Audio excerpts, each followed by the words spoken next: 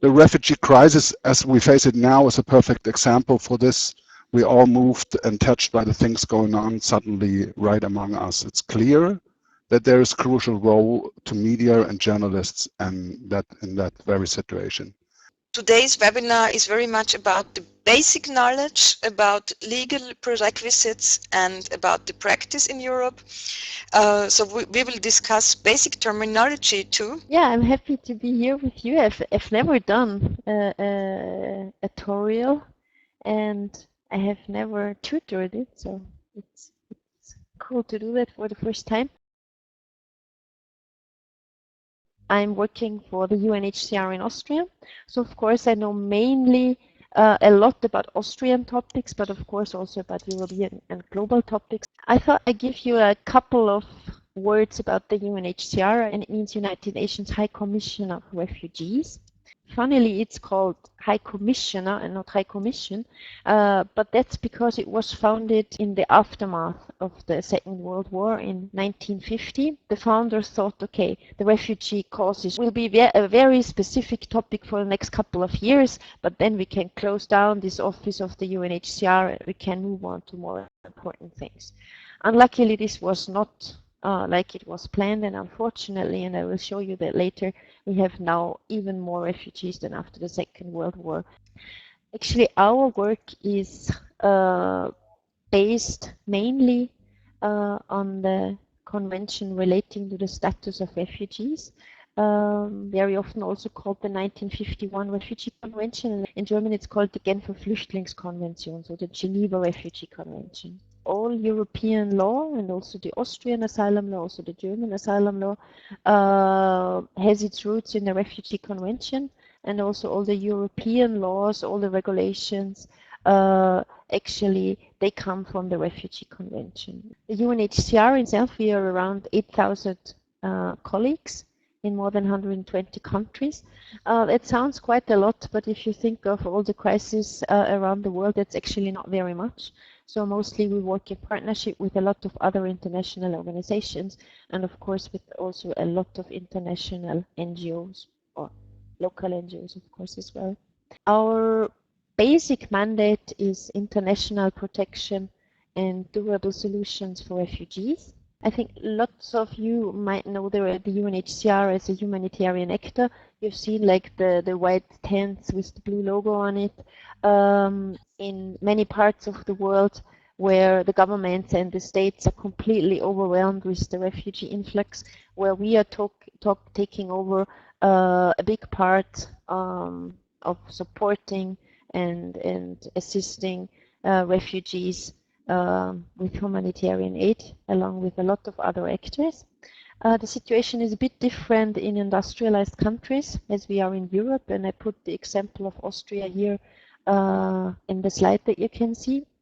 In industrialized countries, we are much smaller because we are not distributing, let's say, blankets, water, food. We are not engaged in education because mainly the states themselves, they want to take over this responsibility, and mostly they should or they are also able to take on this responsibility. So our office here in Austria is quite small. We're a bit less than 10 staff at the moment. We have a lot of legal experts here with us because you know that in industrialized countries the asylum laws became very complex, especially in Austria. I think we had around 10 law revisions over the last years. So colleagues monitor that, they give input, they are advocating to change the laws. We are also monitoring reception conditions. We can enter as an HCR all facilities where refugees and asylum seekers are hosted. Of course, as long as the asylum seekers and refugees want that. But we can, let's say, not overrule, but we have the right and the mandate to go into reception centers whenever we think it's necessary or when we think we need to monitor. A couple of current projects we are running here is a big interpretation project, because interpreting in the asylum procedure is something really, really important, because if the interpreter is not good, that might be very, very dangerous for your life, because you might not get asylum and you might be sent back to somewhere where your life is endangered.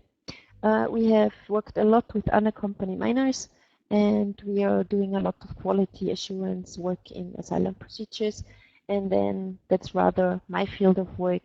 We are quite engaged in information campaigns and all over Europe, also in youth work.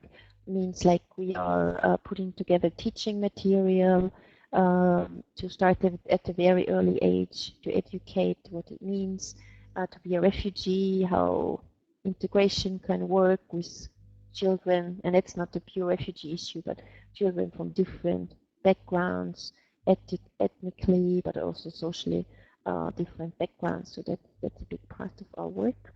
As I said before, we have almost 60 million persons forcibly displaced worldwide, and in this 60 million, there are a lot of different persons hidden, let's say.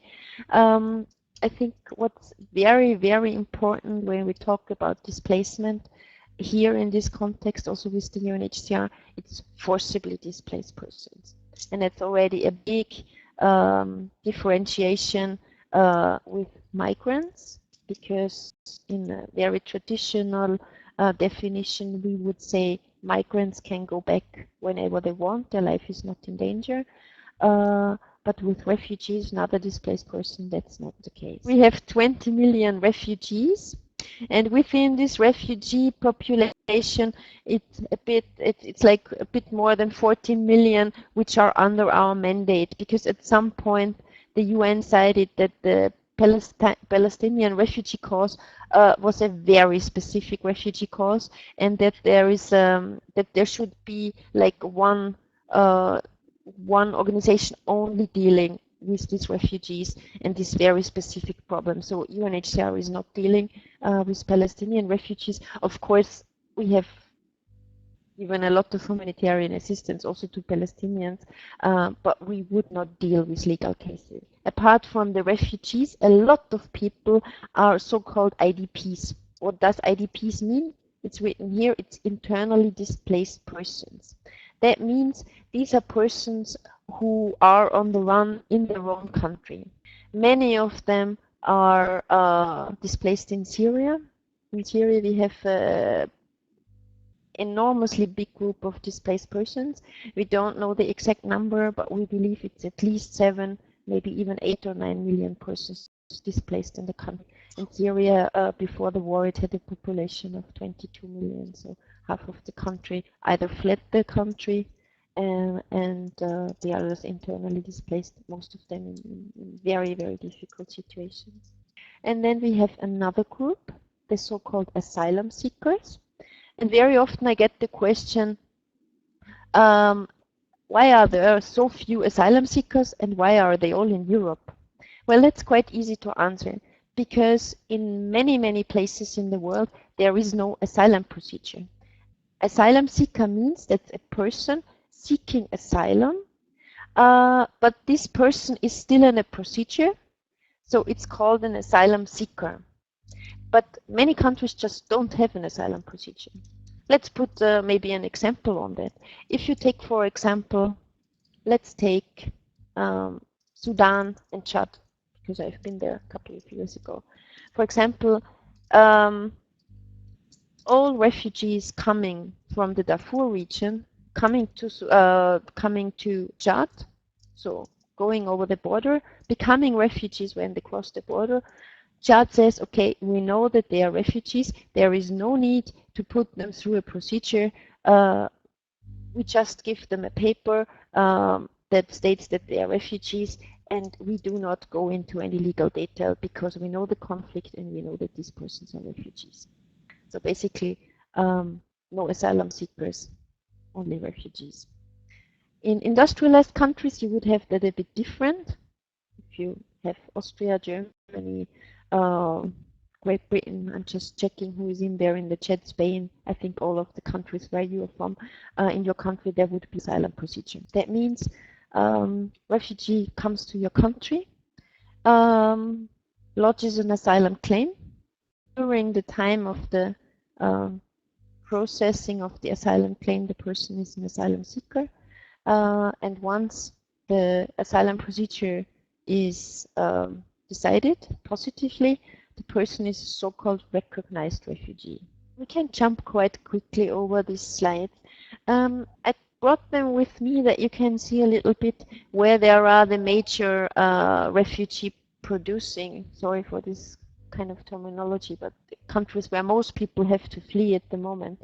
I think it's not a big surprise for you. The largest country at the moment is the Syrian Arab Republic, and it's followed by Afghanistan.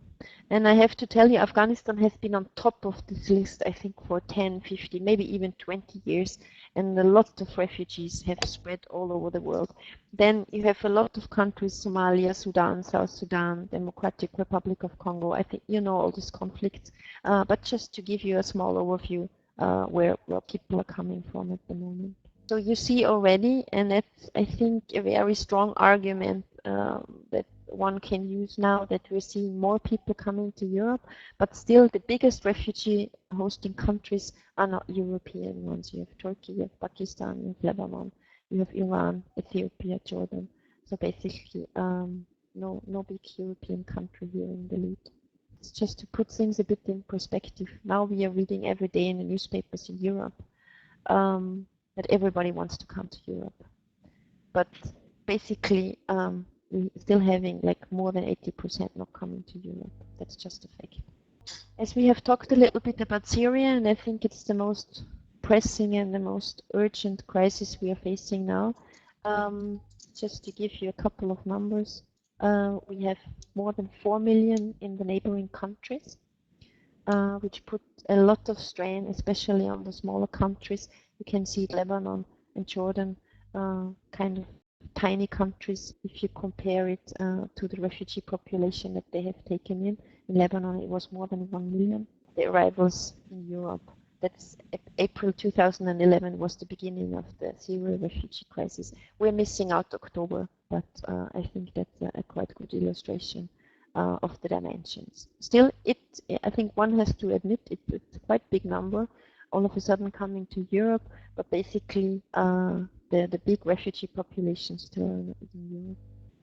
There you can also see that the arrivals in Europe have shifted really from Italy, where they were quite high over the last years, to Greece. So basically, most refugees coming to Europe at the moment, they are entering through Greece. And I'm sorry to give you this number, but I think it's an important number. Even when we're talking about seas, where a lot of ships patrol, where a lot of commercial ships are going around, this number is incredibly high. And it's only persons who went missing or who died this year. And to give you a bit of an idea who is coming to Europe at the moment, and there we had a lot of discussions in many European countries who claim that persons coming to Europe at the moment are migrants, are economic migrants. That's why I really like to put this slide in all workshops and trainings, because we are seeing basically a pure refugee crisis, and it's very important that I think we talk about the refugee crisis and not the migrant crisis. I think this definition is really important. When you look here at the Syrian Arab Republic, we have 53%, and then we have Afghanistan 18% and Iraq, and then you know all the crisis which is going on there. I think we can assume from the countries there that it's almost 100% refugees. Then we have Eritrea, which is not very well known for its democratic approach either. Then we have a couple of countries where one would have to look a bit closer, I think, on the asylum applications, but you can already see here as well that it's a lot of countries where conflict is raging in parts of the country, Nigeria, Pakistan, Somalia, Sudan. So kind of quite well-known crisis as well. And if I had put now, and you can check that out in the resources I put you, if I had only put not Mediterranean sea arrivals, but only Greek sea arrivals, the number of Syrians would be even considerably be higher. I think it stands at 66% of sea arrivals in Greece. So the persons coming to the Greek islands, they're mainly Syrians. So This is, we can jump through that. I think it's important. It's maybe interesting for the ones who are not living in one of the countries where we at the moment have refugees going through. That's basically the way that most refugees are taking through Europe at the moment. So they're coming from Greece over Macedonia, Serbia, Croatia, Slovenia, Austria. Many of them moving on to Germany, but that's not here now. Also many moving on to the Scandinavian countries. And as I'm Austrian, maybe also a few words on Austria. In Austria as well, we're seeing quite high arrivals, meaning that yesterday, for example, there were 600 asylum applications on one single day. And Austria has a population of 8 million, so basically a lot of refugees also want to stay in Austria. The UNHCR is putting all information that we have available statistically online. So these are quite rich databases and quite rich web pages.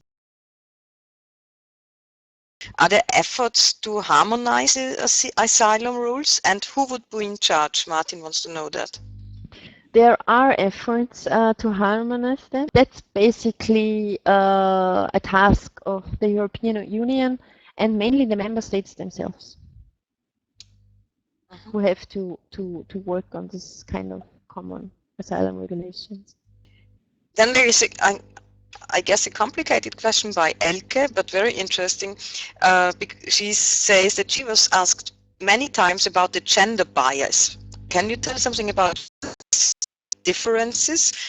On the one hand, for escape reasons, but also at choosing the target country? In neighboring countries, we have almost half of the refugee population and half of the refugee population women. And when we're seeing onward movement, for example, to Europe now, the percentage of men coming is getting bigger. But there are a lot of reasons why this is like it is. First and for all, the flight is very exhausting. So many families decide that the strongest one will go, and in many families it is decided that the man, the husband, the father will go. In many countries, it's also very difficult for women to flee alone. Let's say Afghanistan, for example. Even when you come from a very liberal family, but if you're fleeing the Taliban, for example, it will be very difficult for you as a woman alone to flee your own country, because you might be stopped. You would have to have very, very good excuses and a lot of money to get out of the country on your own. And then, of course, we have the issue of exploitation, also sexual exploitation and sexual abuse, where women are more at danger, let's say, than men. Not in all cases. This is a bit of generalization, but of course, so many men say, okay, I will go, and not my sister, not my mother, not my wife. In many countries where we're seeing refugees fleeing from now, most of the women can't swim. We have more men who can swim. This is a strange reason, but it is a reason. So basically, the sea crossings are much more dangerous for women than for men in many cases. Do you think that politicians are using the term migrant crisis to justify sending people back, leaving them in neighboring countries, instead of refugee crisis? I'm a bit afraid that sometimes it happens on purpose, yes. Because what we're seeing as well now, that a lot of things get mixed up. Even when a person tried to find protection in a neighboring country, for example in Syria, and one went to Lebanon and now moves on to Europe, the person is still a refugee and not an economic migrant. And we have seen quite a lot of politicians who mixed it up. I don't want to say on purpose, I just can say it happened. But we believe it's very dangerous to do so.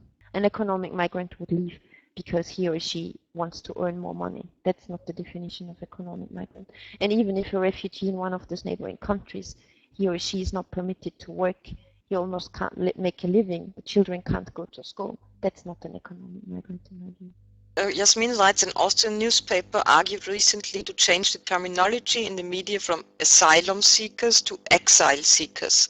So why isn't exile used in the current refugee discourse? I think the word asylum in this case is quite well placed, because I think people who are fleeing persecution, I think it's important that you have that also in the terminology. And asylum means that you have the right to stay. And asylum already specifies that you need protection. And I think this protection argument in this whole discussion is a very important one. Do you have any idea what it is in detail that the European Union wants from Turkey now? Is it about forcing refugees to stay in Turkey? And what would that mean for the refugees?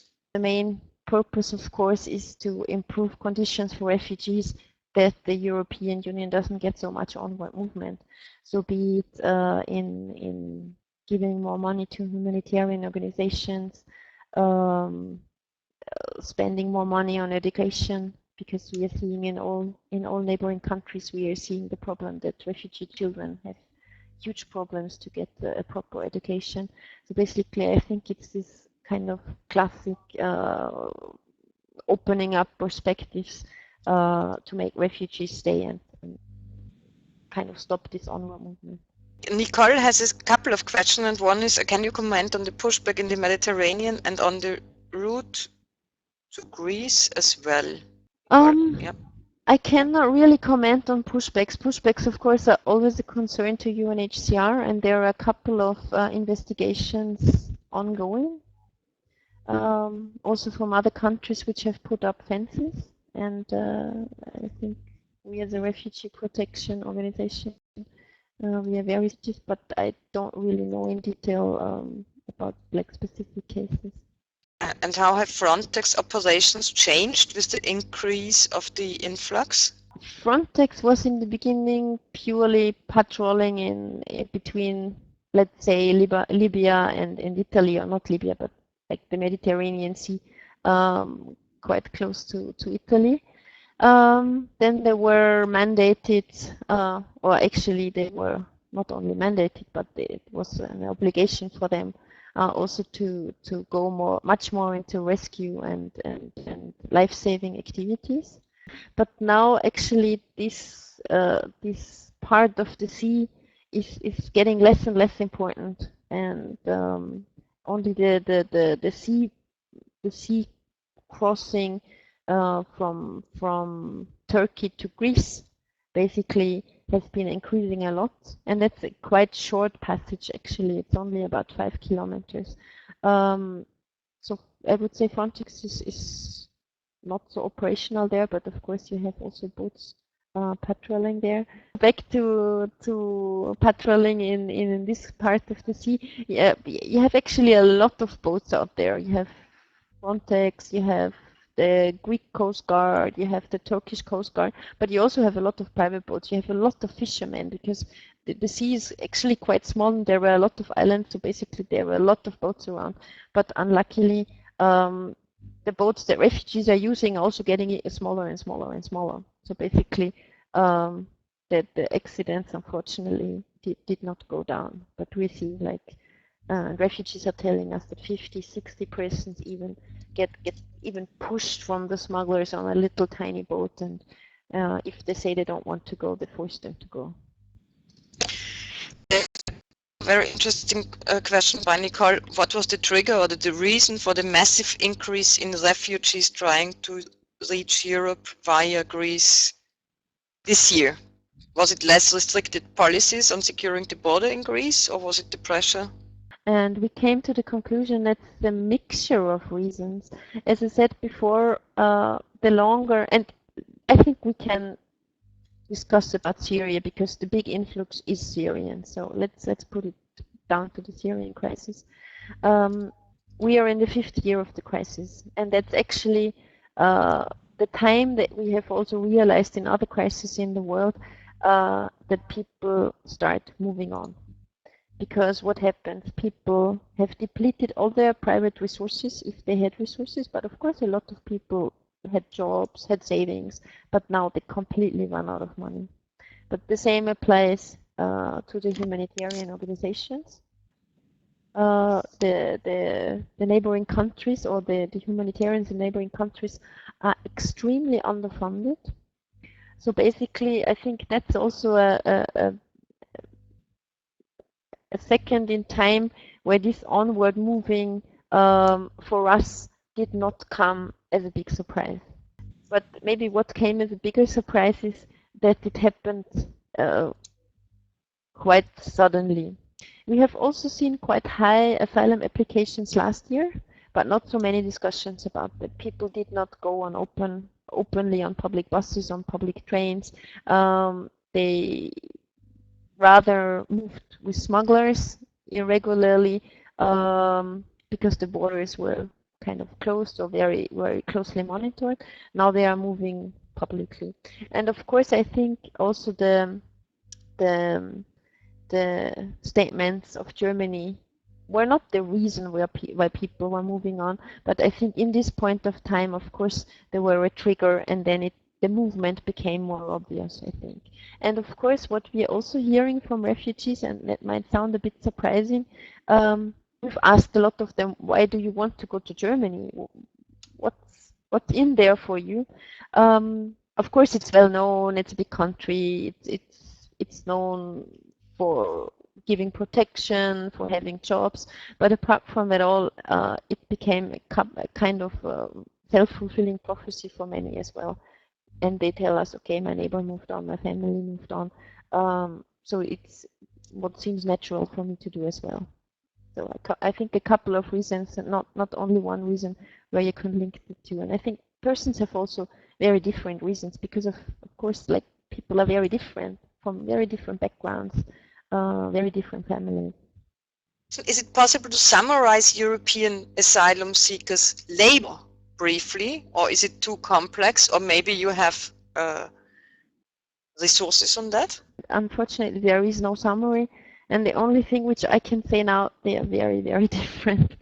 Okay. For refugees, they are mostly the same because refugees have the same rights normally as citizens or third country persons in that country, but for asylum seekers they are very different. On paper many of them look a bit the same, but then you have the situation like we have in Austria that by law asylum seekers in principle could work, but then we have another regulation which kind of overrules the law, and in theory you could work, but in practice it's almost impossible. The time frames are very different. A couple of countries say like after 3 months, others after 6 months, others after 12 months. But I'm sorry, I cannot really give you a good summary about this. At what stage are young asylum seekers allowed or obliged to attend school and or training programs? I think this is a question on Germany because it's Azubis. Auszubildende. I can explain you the Austrian situation, and I hope it's quite similar to the German one. Children have to go to school like every other child, which is the same in every European country. But then we already have differences because the age until which children have to attend school is different from country to country. But basically, they have to apply to the same laws, luckily, I would say, as the children in this country. In Austria, you're only obliged to go to school until the age of 15. So basically, it's 9 years of school, and then you can go into professional training. In Austria, for asylum seekers, this path was for a very long time blocked. But since a couple of years, asylum seekers can do professional training. Now there is a couple of questions concerning deportation out of European countries. Martin says he hasn't heard about it a lot about it from the media. How is the current situation there, and are there any numbers?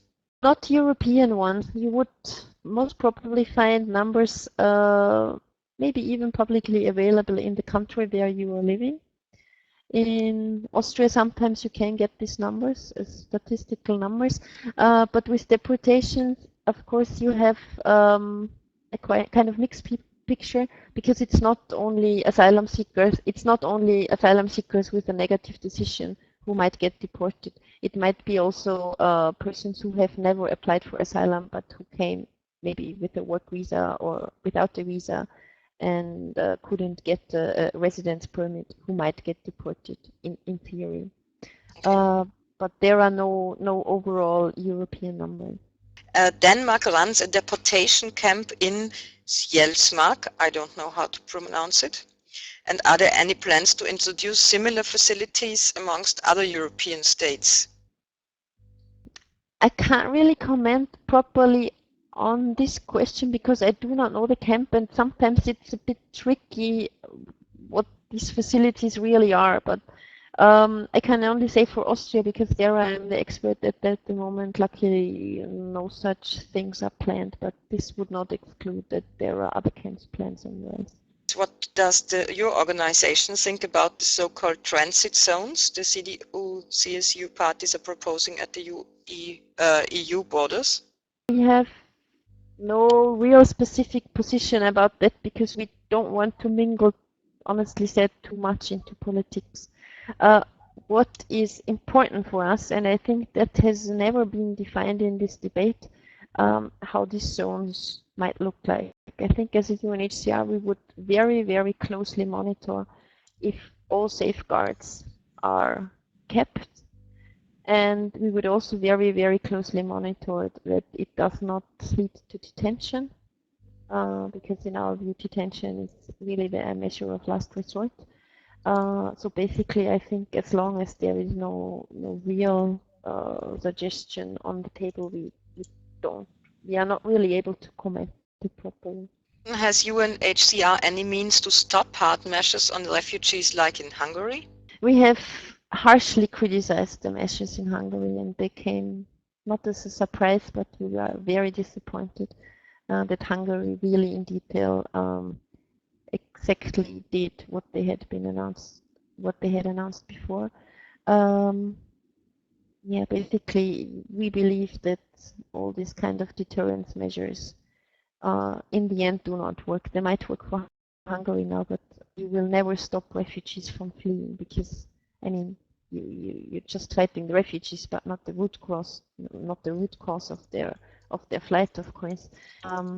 Yeah, and it's been a big concern for us, defense in Hungary, and we had a lot of colleagues there who were there when the fence was closed, and the refugees were pushed back into Serbia. And yeah. And Nicole wants to know, in every natural disaster or humanitarian crisis, we see all big aid organizations moving out. But in this refugee crisis, Nicole writes, we see very little of them besides UNHCR or Red Cross. Why is that? I'm not sure if I fully agree, because what we are seeing on this route, and I think that it's very exceptional, we see a lot of grassroots organizations. Maybe they don't have like super cool logos, or they have not the promotion in place, which I must admit I think UNHCR has, because we've been doing that for such a long time. But even in Hungary, when people knew, they might get a fine when they take refugees in their own cars along the roads. We saw thousands of people like jumping in and helping, and I think that's also a characteristic of this crisis, because it came to people's doorstep that a lot of people got engaged who didn't engage before. But of course, I mean, it's the big NGOs that should also be present there, and the big international organizations as well, as we see nowadays that many states are struggling to cope. First, what do you wish from journalists, media, how and about what they report on asylum and migration? And the second question is by Claudia. Many journalists decide to take a position to the refugee crisis, like showing positive aspects or hiding negative aspects, which gives power to alternative media. In your opinion, what is important when reporting about the refugee crisis? So that's the big question. What, in your opinion as an expert, is important when journalists are reporting on the crisis? The positive image. I'm joking, but there is a bit of truth in it. What I would wish, I think, what you really would wish, that media use the right terminology, not because we are very picky with all UN speak and everything, but I think it's important, and as we discussed it before, it's important to tell that it's a refugee crisis and not a migrant problem. I think it's one of our issues, and I think what media, especially in the countries where refugees are now coming to in Europe, are doing quite well. But what I would wish, maybe even more, and for more media, is to show the individual person, because as we said before, it's like, it's not, I gave you a lot of facts and numbers as well, but still it's like very, very different people coming. It's men, women, children, old one, young one, clever ones, artists.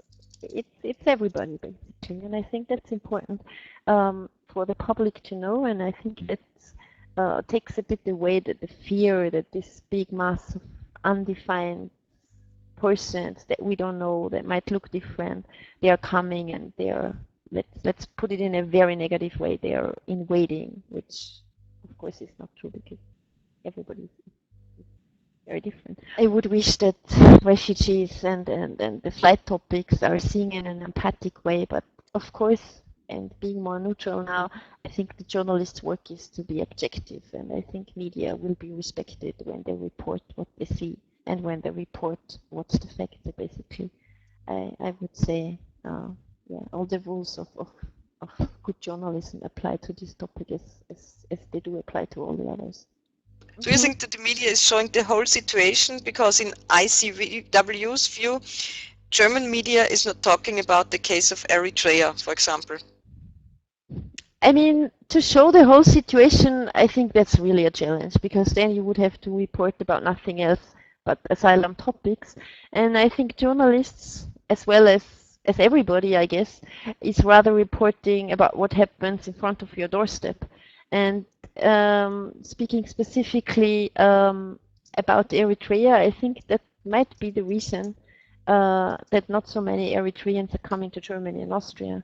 So basically, it's maybe not, it's not seen as an important topic as the Syria crisis might be. For example, we're seeing a lot of media reports in Italy and in Switzerland, and there we are also seeing a quite big Eritrean community. So I think the situation is more well known there, but that's rather an assumption. Okay, thank you very much, Ruth. We are perfectly in time. It was very interesting. Thank you for your contribution. I have one word to say. Thank you. I think this idea of constructive or solution-based journalism might be inspirational, but we can talk about it another time. Thank you. Yeah, thank you.